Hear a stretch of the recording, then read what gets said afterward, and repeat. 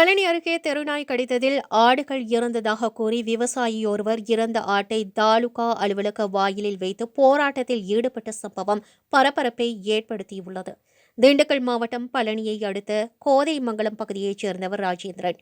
விவசாயியான இவர் தனது தோட்டத்தில் ஆடு மாடுகளை வளர்த்து வருகிறார்.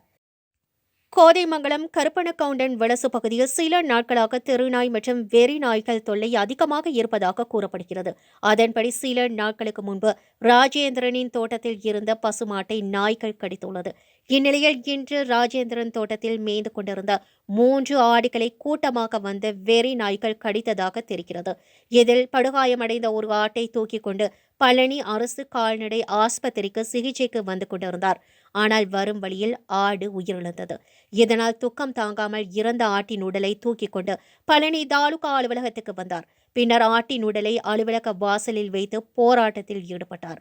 தகவல் அறிந்த துணை தாசில்தார் சஞ்சய் காந்தி மற்றும் போலீசார் அங்கு வந்தனர். பின்னர் அவரிடம் பேச்சுவார்த்தை நடத்தினர்.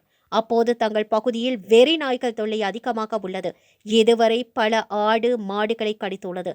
நாய்கள் தொல்லையை தடுக்க ஊராட்சி நிர்வாகத்திடம் புகார் கூறினால் கண்டுகொள்ளாமல் அதுக்கு என்னிடமே பணம் கேட்கின்றனர்.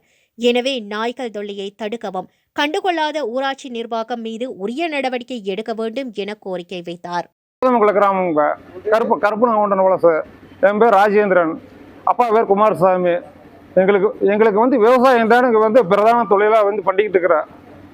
அதில் பேர் இப்போ வறட்சி மேற்கொண்டு இந்த ஆடு குட்டியில் வச்சு நம்ம வகுத்த கலை விளக்கம் பார்க்கும்போது நாய் பிடிக்குது. தலைவீடு சொல்லும்போது நாயை கண்ட்ரோல் பண்ண மாட்டேங்கிறாரு. அப்படி கண்ட்ரோல் பண்ணுறோம்னா 500 ரூபா லஞ்சம் கேட்குறாரு. எங்களால் கொடுக்க முடியாதுங்க. குடும்ப கட்டுப்பாடு பண்ணுறதுக்கு நாய்களுக்கு ஒரு நாய்க்கு 500 ரூபா லஞ்சம் கேட்குறாரு பஞ்சாயத்து தலைவர்.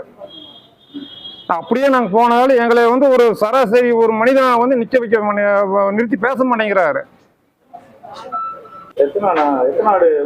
எங்க 3 ஆடுங்க, 2 ஆடு செத்து போச்சுங்க வீட்டுல. என்னால தூக்கிட்டு வர முடியலைங்க. நான் நடந்தே வந்திருக்கிறேன், தூக்கிட்டு வர முடியல.